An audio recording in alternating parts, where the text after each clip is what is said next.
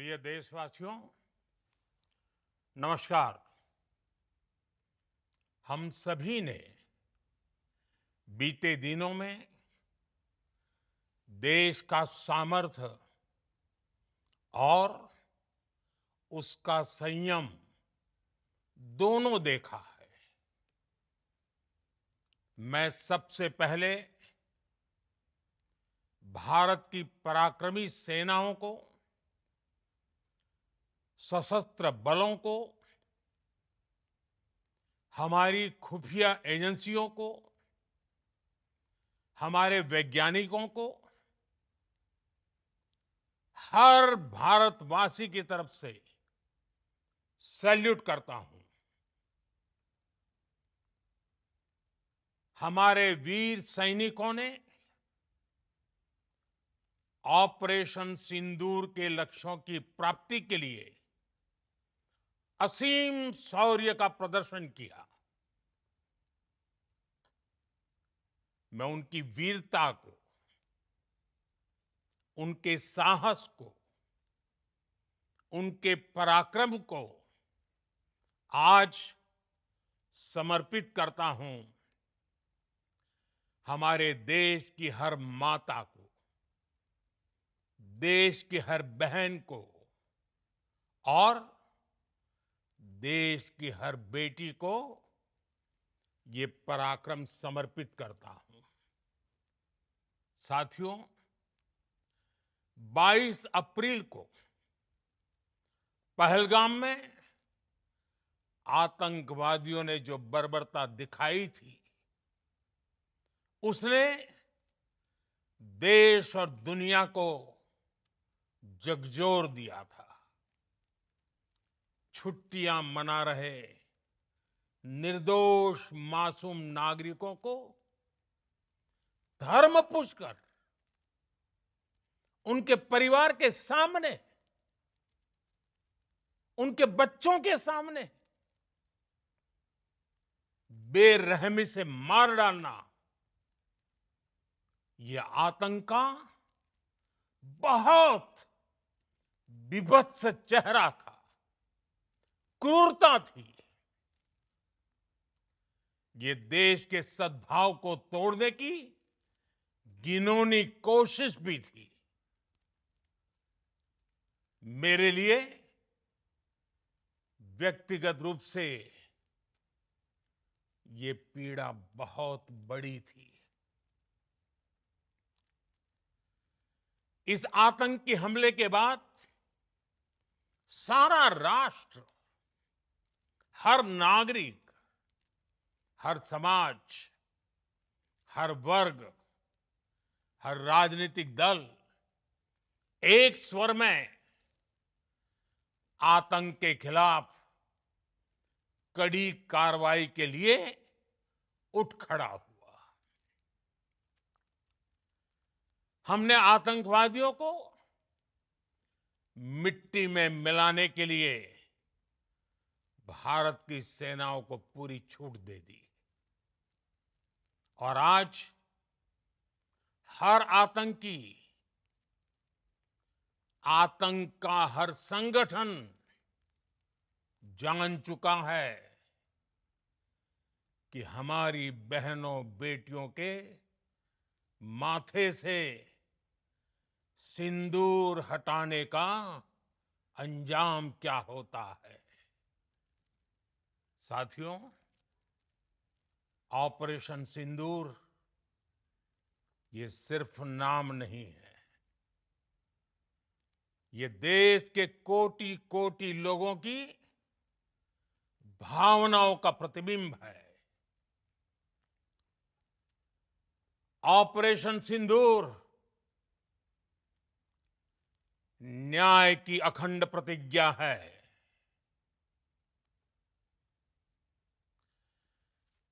6 मई की देर रात, 7 मई की सुबह पूरी दुनिया ने इस प्रतिज्ञा को परिणाम में बदलते देखा है। भारत की सेनाओं ने पाकिस्तान में आतंक के ठिकानों पर, उनके ट्रेनिंग सेंटर्स पर सटीक प्रहार किया। आतंकियों ने सपने में भी नहीं सोचा था कि भारत इतना बड़ा फैसला ले सकता है। लेकिन जब देश एकजुट होता है, नेशन फर्स्ट की भावना से भरा होता है, राष्ट्र सर्वोपरि होता है, तो फौलादी फैसले लिए जाते हैं, परिणाम लाकर दिखाए जाते हैं। जब पाकिस्तान में आतंक के अड्डों पर भारत की मिसाइलों ने हमला बोला, भारत के ड्रोन्स ने हमला बोला, तो आतंकी संगठनों की इमारतें नहीं, बल्कि उनका हौसला भी थर्रा गया। बहावलपुर और मुरिद के जैसे आतंकी ठिकाने एक प्रकार से ग्लोबल टेररिज्म की यूनिवर्सिटीज रही है।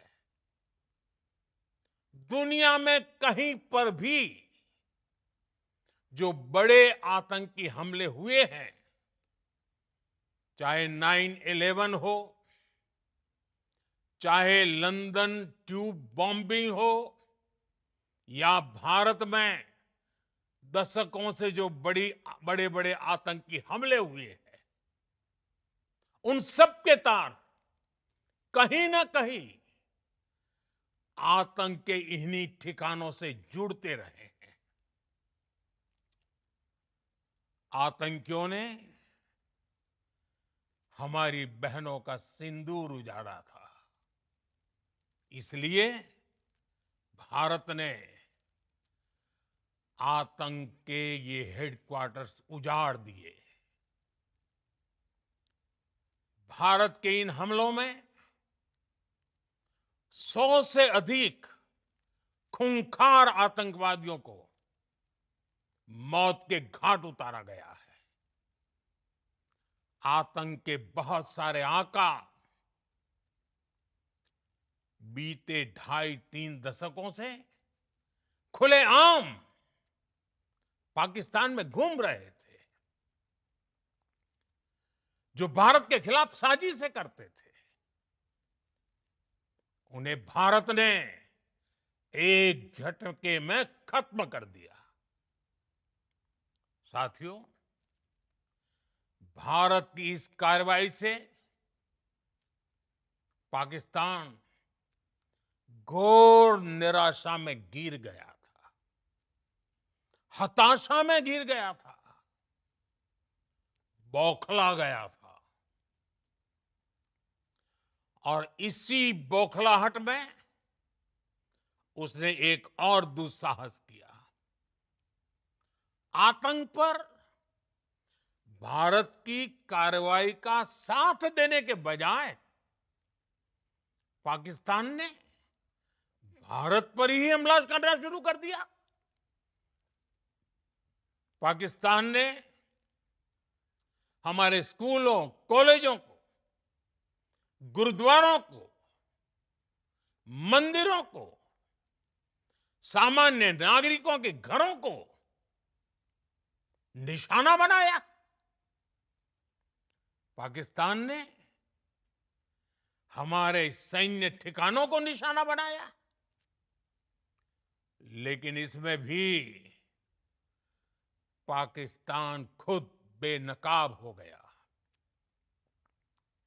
दुनिया ने देखा कि कैसे पाकिस्तान के ड्रोन्स, पाकिस्तान की मिसाइलें भारत के सामने तिनके की तरह बिखर गई। भारत के सशक्त एयर डिफेंस सिस्टम ने उन्हें आसमान में ही नष्ट कर दिया। पाकिस्तान की तैयारी सीमा पर वार की थी, लेकिन भारत ने पाकिस्तान के सीने पर वार कर दिया। भारत के ड्रोन्स, भारत की मिसाइलों ने सटीकता के साथ हमला किया।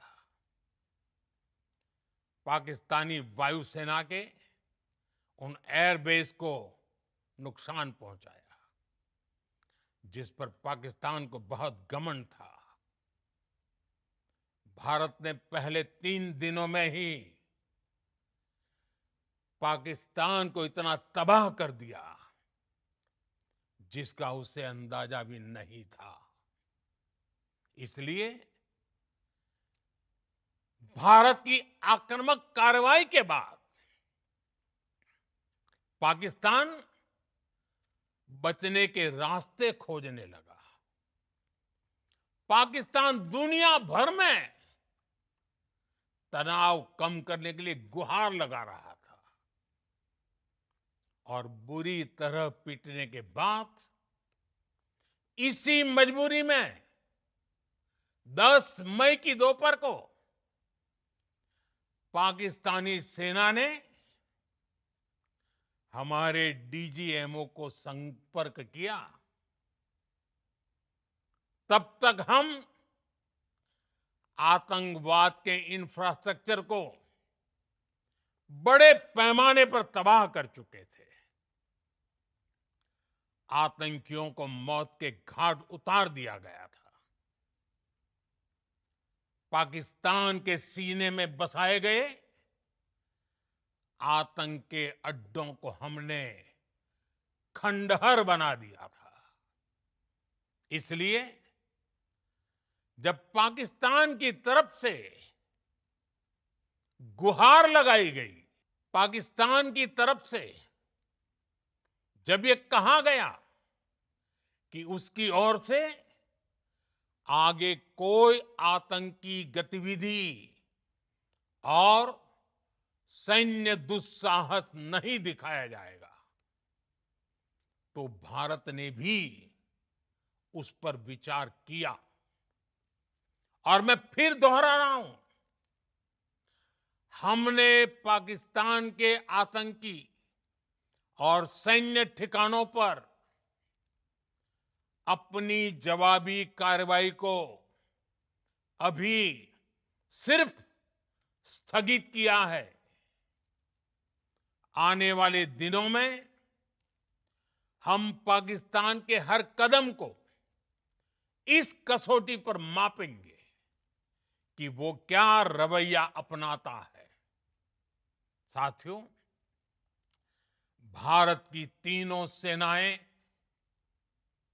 हमारी एयरफोर्स, हमारी आर्मी और हमारी नेवी, हमारी border security force BSF, Bharat के अर्धसैनिक बल लगातार अलर्ट पर है। सर्जिकल स्ट्राइक और एयर स्ट्राइक के बाद अब ऑपरेशन सिंदूर आतंक के खिलाफ भारत की नीति है। ऑपरेशन सिंदूर ने आतंक के खिलाफ लड़ाई में एक नई लकीर खींच दी है, एक नया पैमाना, न्यू नॉर्मल तय कर दिया है। पहला, भारत पर आतंकी हमला हुआ तो मुंह तोड़ जवाब दिया जाएगा। हम अपने तरीके से, अपनी शर्तों पर जवाब देकर रहेंगे। हर उस जगह जाकर कठोर कार्रवाई करेंगे जहां से आतंक की जड़ें निकलती हैं। दूसरा, कोई भी न्यूक्लियर ब्लैकमेल भारत नहीं सहेगा। न्यूक्लियर ब्लैकमेल की आड़ में पनप रहे आतंकी ठिकानों पर भारत सटीक और निर्णायक प्रहार करेगा। तीसरा, हम आतंक की सरपरस्त सरकार और आतंक के आकाओं को अलग अलग नहीं देखेंगे। ऑपरेशन सिंदूर के दौरान दुनिया ने पाकिस्तान का वो घिनौना सच फिर देखा है, जब मारे गए आतंकियों को विदाई देने पाकिस्तानी सेना के बड़े बड़े अफसर उमड़ पड़े। स्टेट स्पॉन्सर्ड टेररिज्म का ये बहुत बड़ा सबूत है। हम भारत और अपने नागरिकों को किसी भी खतरे से बचाने के लिए लगातार निर्णायक कदम उठाते रहेंगे। साथियों, युद्ध के मैदान पर हमने हर बार पाकिस्तान को धूल चटाई है और इस बार ऑपरेशन सिंदूर ने नया आयाम जोड़ा है। हमने रेगिस्तानों और पहाड़ों में अपनी क्षमता का शानदार प्रदर्शन किया और साथ ही न्यू एज वॉरफेयर में भी अपनी श्रेष्ठता सिद्ध की। इस ऑपरेशन के दौरान हमारे मेड इन इंडिया हथियारों की प्रामाणिकता सिद्ध हुई। आज दुनिया देख रही है 21वीं सदी के वॉरफेयर में made in India defence equipments, इसका समय आ चुका है। साथियों, हर प्रकार के आतंकवाद के खिलाफ हम सभी का एकजुट रहना हमारी एकता, हमारी सबसे बड़ी शक्ति है। निश्चित तौर पर ये युग युद्ध का नहीं है, लेकिन ये युग आतंकवाद का भी नहीं है। टेररिज्म के खिलाफ जीरो टॉलरेंस, ये एक बेहतर दुनिया की गारंटी है। साथियों, पाकिस्तानी फौज, पाकिस्तान की सरकार जिस तरह आतंकवाद को खाद पानी दे रहे हैं, वो एक दिन पाकिस्तान को ही समाप्त कर देगा। पाकिस्तान को अगर बचना है तो उसे अपने टेरर इंफ्रास्ट्रक्चर का सफाया करना ही होगा। इसके अलावा शांति का कोई रास्ता नहीं है। भारत का मत एकदम स्पष्ट है। टेरर और टॉक एक साथ नहीं हो सकते। टेरर और ट्रेड एक साथ नहीं चल सकते और पानी और खून भी एक साथ नहीं बह सकता। मैं आज विश्व समुदाय को भी कहूंगा, हमारी घोषित नीति रही है अगर पाकिस्तान से बात होगी तो टेररिज्म पर ही होगी। अगर पाकिस्तान से बात होगी तो पाक ऑक्युपाइड कश्मीर पीओके उस पर ही होगी। प्रिय देशवासियों, आज बुद्ध पूर्णिमा है। भगवान बुद्ध ने हमें शांति का रास्ता दिखाया है। शांति का मार्ग भी शक्ति से होकर जाता है। मानवता शांति और समृद्धि की तरफ बढ़े, हर भारतीय शांति से जी सके, विकसित भारत के सपने को पूरा कर सके, इसके लिए भारत का शक्तिशाली होना बहुत जरूरी है। और आवश्यकता पड़ने पर इस शक्ति का इस्तेमाल भी जरूरी है। और पिछले कुछ दिनों में भारत ने यही किया है। मैं एक बार फिर भारत की सेना और सशस्त्र बलों को सैल्यूट करता हूं। हम भारतवासी के हौसले, हर भारतवासी का एकजुटता का शपथ, संकल्प, मैं उसे नमन करता हूं। बहुत बहुत धन्यवाद।